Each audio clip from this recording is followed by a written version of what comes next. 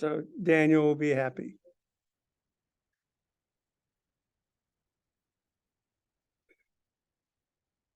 Where do we leave off?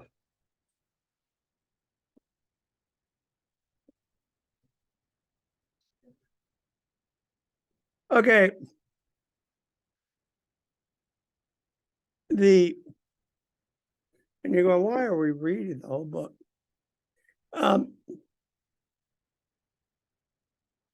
With Job, we made this pretty clear. The friends are going, God doesn't do bad, so you must have sinned, which is in fact a normal human reaction.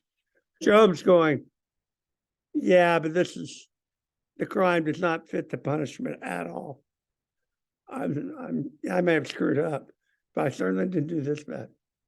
And they're going to pound this issue. And the question becomes, why?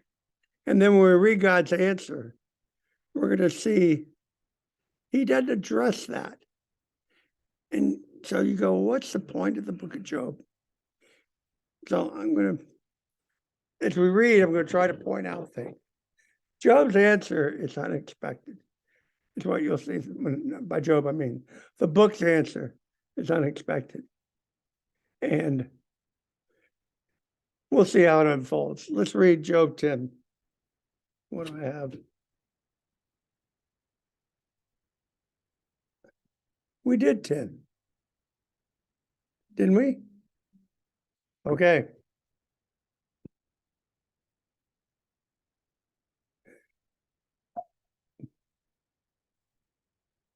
Nick, would you read for me? Yeah. Oh, perfect. I will say to God. Can you see that? Yeah. I will say to God, do not condemn me. Let me know why you condemn me, contend against me. Is that too small? Just don't talk. It's fine. Does it seem? Okay, that's good. That's good. I'll just start bringing my glasses. Sorry. I will say to God, do not condemn me. Let me know why you contend against me. Does it seem good to you to oppress, to despise the work of your hands, and favor the designs of the wicked? Pause for a second. This book is written about 500 BC. So it's a little after Socrates. No, it's before Socrates, but it's after the beginning of Greek philosophy. This is about the time of Gandhi and Confucius. They're all around 500 BC.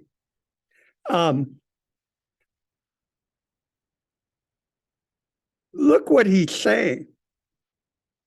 This is in our scriptures, in the Jewish scriptures. In Don Vance version, what the hell are you doing?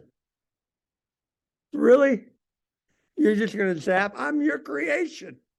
Why are you doing this? And think about that. That's a wow. In our holy writings, we contend with the deity on this level because even in 500 BC, they looked at the world, they said, well, we say it's supposed to be like this, but stuff happens and I don't understand it. And they're dealing with it. All right. Verse 4. Eyes of flesh, do you see as man sees? Are your days as the days of man, and your years as man's years? That you seek out my iniquity and search for my sin, although you know that I am not guilty, and there is none to deliver out of your hand. Okay, now what's interesting is to read that through a Christian lens. Because we'd say, well, yeah, as a matter of fact, he does. He has suffered and he has died. And notice the death that Jesus died. It was a Jobian death. It was completely undeserved. So yes, he in fact does know. But he went through it anyway. Now that's the killer. It's one thing to know about it and then prevent it from happening. He knows about it and goes through it. What does that tell us? Are you hearing what I'm saying? He knows about unjust death. And instead of just eliminating it, he endures it. I find that fascinating. Why does he endure it instead of stopping it? He endures it. Huh. Verse 8. Your hands fashioned me, and now you have destroyed me altogether. Remember that you have made me like clay, and will you return me to the dust? Did you not pour me out like milk and curdle me like cheese? You clothed me with skin and flesh, and knit me together with bones and Sinews. You have granted me life. Sinews. What is that? Those cords that attach muscle. What? Oh, sorry. Can she not talk? I don't want to interrupt you.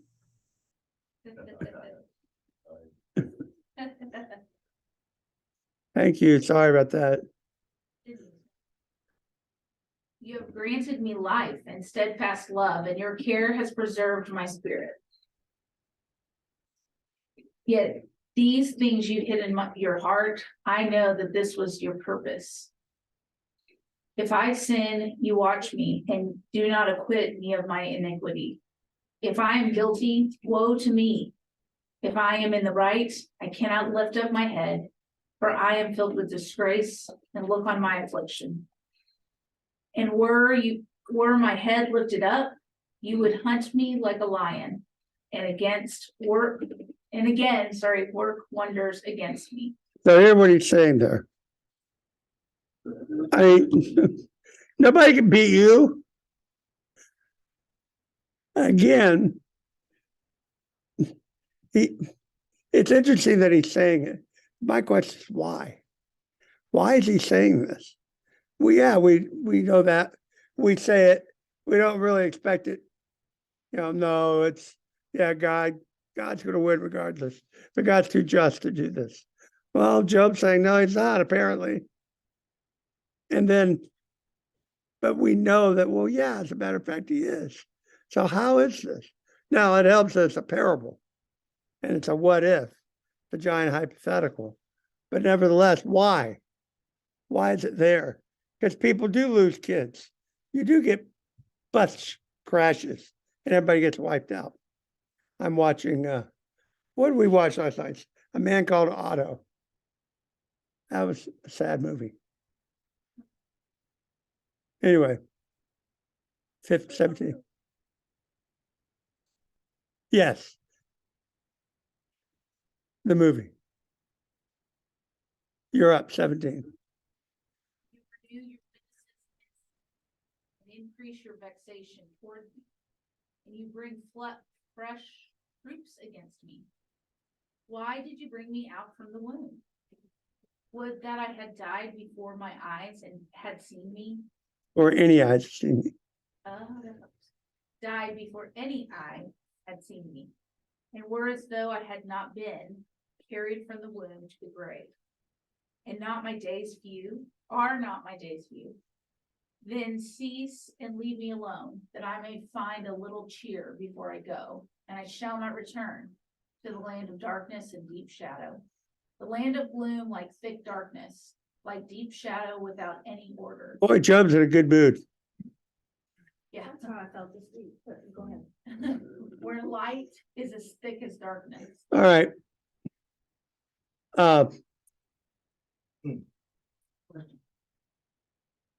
This is before the writers did not conceive of afterlife heaven. At this time, Isaiah's 200 years earlier. He actually has a bodily resurrection. But as you know, even at the time of Jesus, it wasn't settled. The Sadducees did not believe in a bodily resurrection, and they ridiculed those that did. So no, the resurrection was not settled. Jesus comes out and says, yes, it's going to be a resurrection. Of course, that's what we believe. But no, it was not settled. And different people thought different things. Now we're getting Zohar's reaction. And you go, okay. I'm, It's silent. what? It's silent. It's silent so far. Oh, sorry, so far. Oh, okay. I just want- No, it's, I misread it. I misread it, sorry. It's silent. No, Hebrew. Yeah, fair enough. I screwed up. It happens. There's his name. So far. It's actually a TS at the beginning. So far. The Namathite. Naamathite. Just when you see two A's, two syllables. Namathite. It's actually Canaan, not Canaan. It's actually Baal, not whatever the heck people say. All right. So far, it's going to reply. He can't stand it. All these guys are professional, wise people. And he's going, are you out of your freaking mind? You know, none of that's true. Go ahead. Let's have the drummer read. Should a multitude of words go unanswered, and a man full of talk be judged right? Should your babble silence men and This is the words, man. Are you just hoping to talk your opponents into silence? It's essentially what he's saying. when you mock, shall no one shame you? For you say, my doctrine is pure, and I am clean in God's eyes. But oh, that God would speak and open his lips to you, and that he would tell you the secrets of wisdom. For he is manifold in understanding. What does that mean? I mean, it's English words. Manifold and understanding. You know, if you're going to do an English translation, it seems to me you would pick words that make more sense. Manifold must be multifaceted.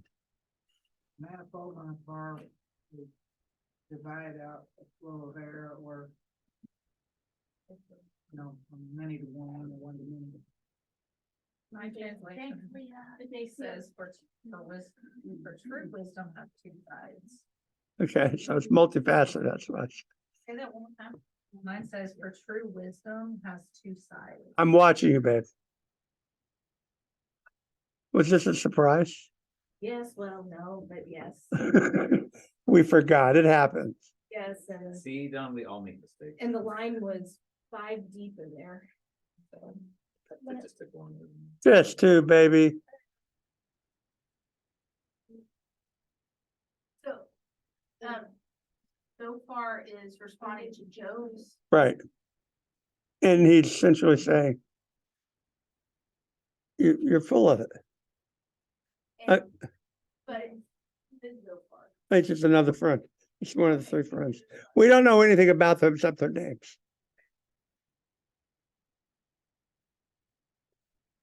Know then that God exacts of you less than guilt deserves. I love this part. You've lost all 10 of your kids. You've lost everything you own. You got a skin disease, but you got less than what you deserve. Yeah, that's a friend that I need. I want that guy in my corner. Jiminy crickets. You find out the deep things of God. You find out the limits of the Almighty. Is it higher than heaven? What can you do? Deeper than Sheol? What can you know?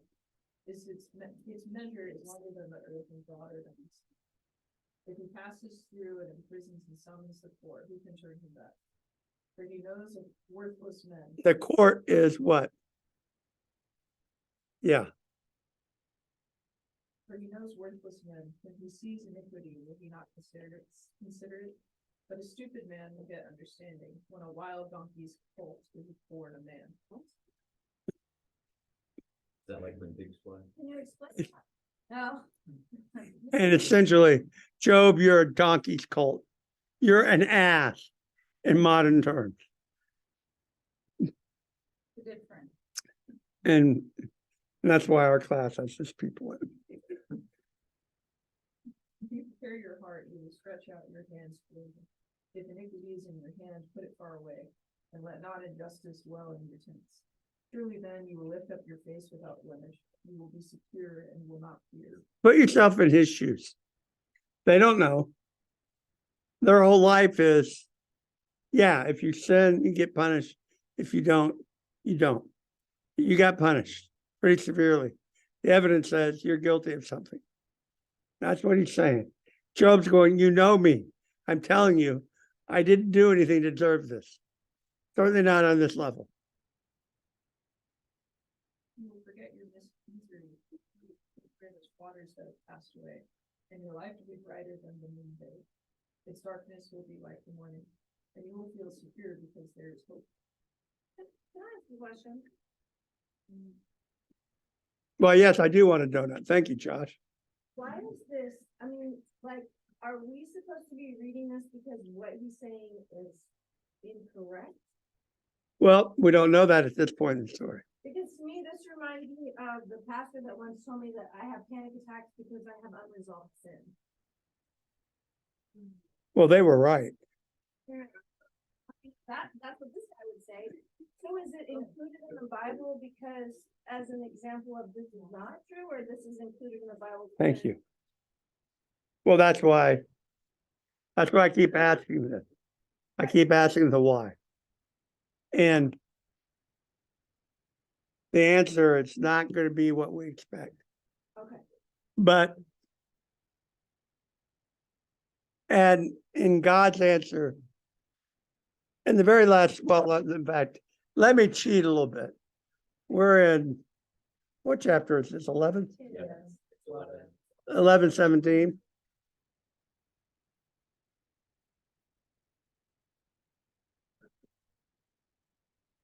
Are you gonna spoil it? No. I am a little bit.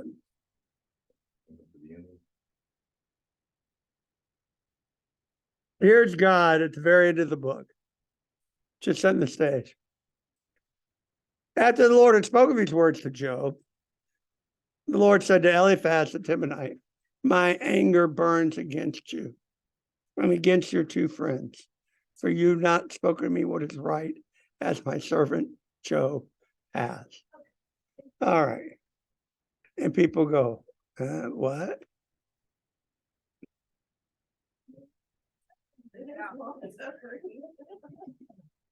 Well, some of it's God's reply. Remember, I told you how often people quote Job, and what they quote are Job's friends. And you go, but where was I?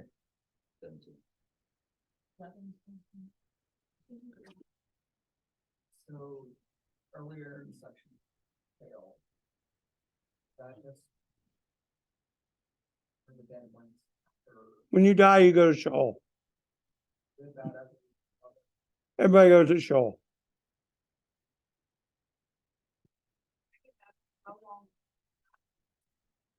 How long till they find out about that? Like I said, Isaiah is 150 years too. He's 750. So he's 250 years earlier than this. And he's already preaching a bodily resurrection.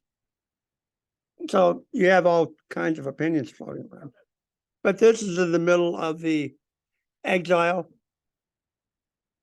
And so they are in Babylon that's been taken over by Persia. And the Persians are Billy Mercury. What's the guy's name on Queen? Freddie Mercury. They're Zoroastrians. And Freddie Mercury was a Zoroastrian, which is a monotheistic religion. And they heavily influence Christianity. And it's a dualistic religion. The good God is evenly opposed by the bad God. And how things turn out is a direct result of how humans react. We play in it. Now, Christianity is dualistic, but it's not equally matched. The enemy's defeated. And in Zoroastrianism, they have views of the afterlife that ended up influencing what they said. Now, we would argue God's revelation, yes, but he used that influence to bring about this revelation. And they didn't borrow it, but it made them think. So the idea, when you die, you go as a disembodied spirit to Sheol, the abode of the dead. And if you're a member of the royal court, you have a special status even in death. You become what's known as the Rephaim, and they show up. Otherwise, you're just a spirit. And later on, the idea of a resurrection, well, later on, like I said, Isaiah's already preaching. The idea of resurrection puts throws a monkey wrench in this. And so what you have in the book of Revelation, remember, have you ever noticed what happens, what gets tossed into the lake of fire?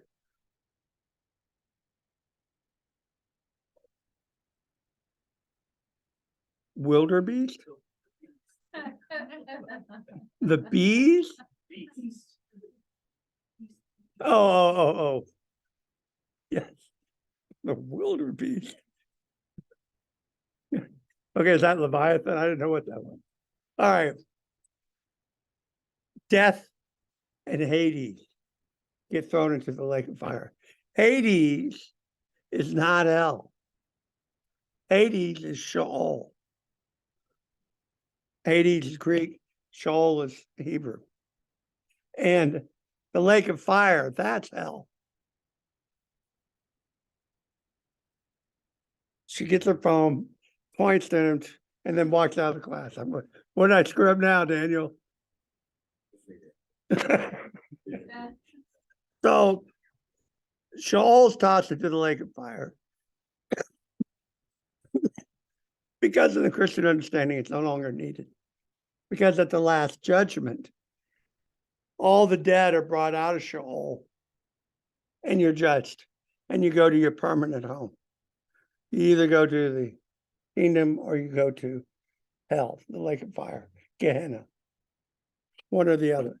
But Sheol's no longer needed, so he throws it away. Does that make sense? We don't need it. Sheol, well, enough of that. All right. 18. Oh, I was pointing this out. I want you to see how parallelism works. Job, this is poetry. I keep telling you that. This is poetry. Notice how we have the darkness brighter contrasted with darkness, noonday with the morning.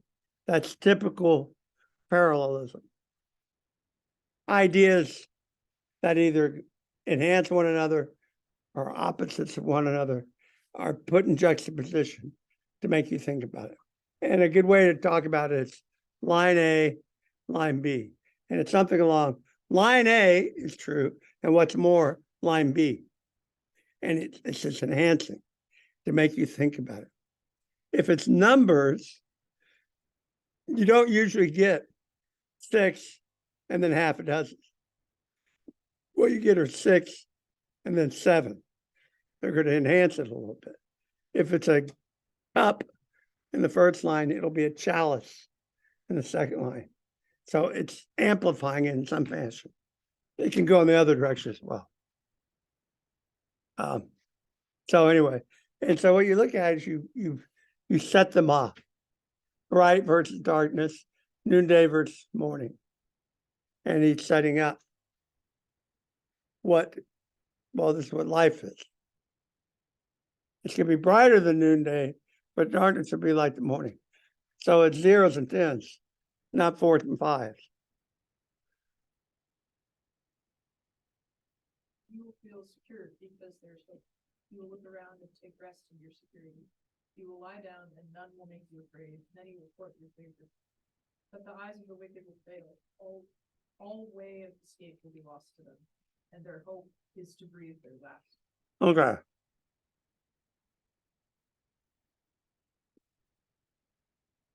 Round 1.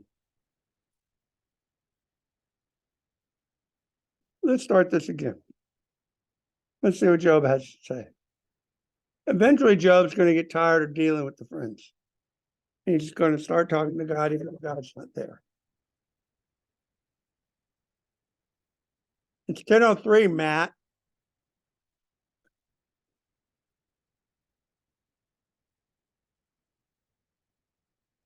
fine. Josh, would you pick up 12:1? Then Job answered, and said, no doubt, you are the people, and wisdom will guide you. There you go. There you go. That's a Don Vance reply. Okay, fine. Wisdom will die with you. Oh, woe us. And as well as you. I found it for you. Who does not know such things as these?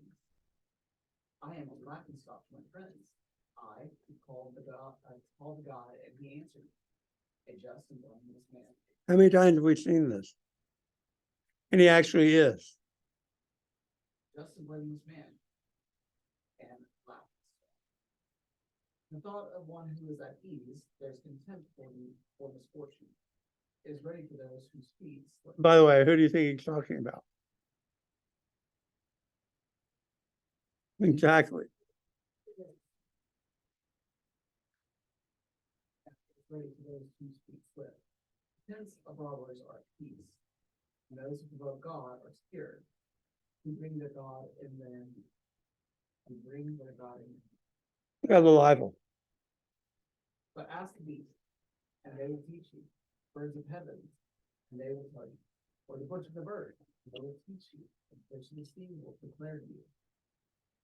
Who among all these does not know that the hand of the Lord has done it? Now, what's interesting about this is that in God's initial response, not initial, in his response, he turns to creation and goes through it just like Job did. So it's going to be interesting. All right. In his hand is the life of everything, and the breath of all mankind. Does not the ear tell organs as the palate tastes food? Wisdom with the, is with the age, and understanding in the length of days. With God there are wisdom and mind. He has counsel and understanding. He tears down, none can rebuild. He shuts a man in, none can open. If he withholds the waters, they dry up. If he sends them out, they overwhelm the land. With him are strength and sound wisdom. The sea is better off his. He leads counselors away stripped, and judges he makes fools. He looses the bonds of kings, and binds a waistcloth on their hips. He leads priests away stripped, and overthrows the Almighty. He deprives of speech those who are trusted, and takes away the discernment of the elders. He pours contempt on princes, and loosens the wealth of the strong. He uncovers the deeps out of darkness. Right. He uncovers the deeps out of darkness and brings deep darkness to light. He makes nations great, and he destroys them. He enlarges nations and leads them away. He takes away understanding from the chiefs of the people of the earth, and makes them wander in trackless waste. They grope in the darkness without light, and he makes them stagger like a drunken man. Job continues. Jeff. Behold, my eye has seen all of this. My ears heard and understood it. What you know, I also know. I am not inferior to you. But I would speak to the Hold, Almighty. pause a minute.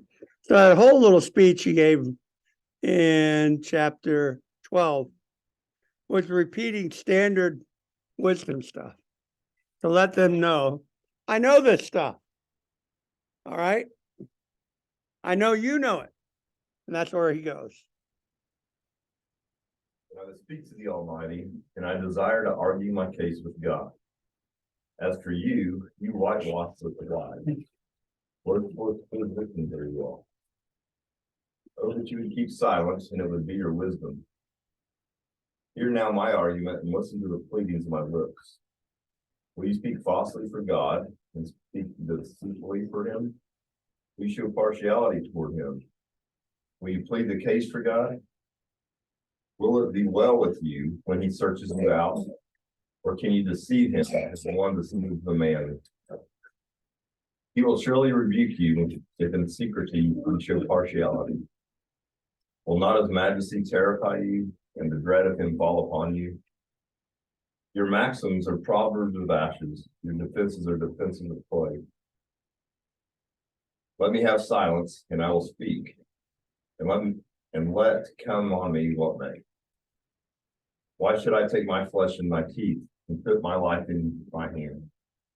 Though he slay me, I will hope in him, yet I will argue my ways to his face. It's a very famous verse. Look what he's saying.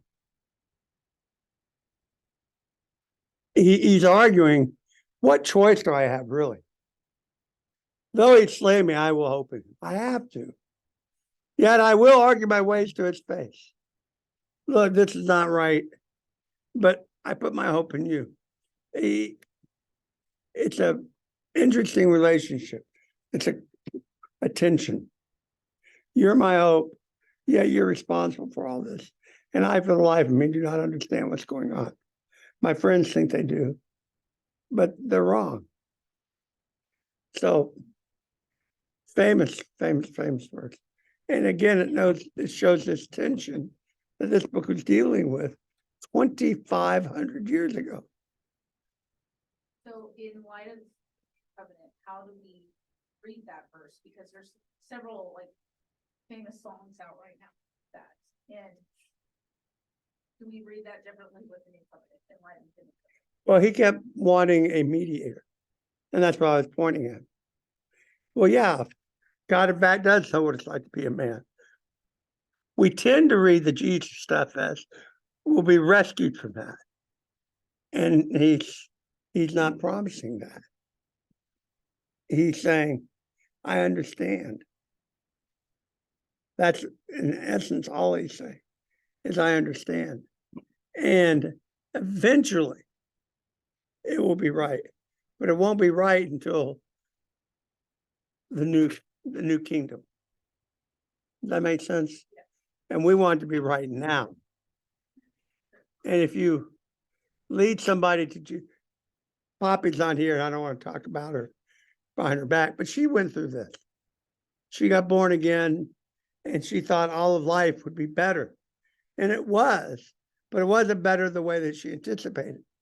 Crap still happens. And how do I deal with that? And that's what he's dealing with. Does that make sense? So as Christians, as believers, as friends of someone who's going through stuff like this, what should our response be? Well, what I tried to do, well, the response of the victim is, where did I go wrong? If I straighten out my life, this won't happen.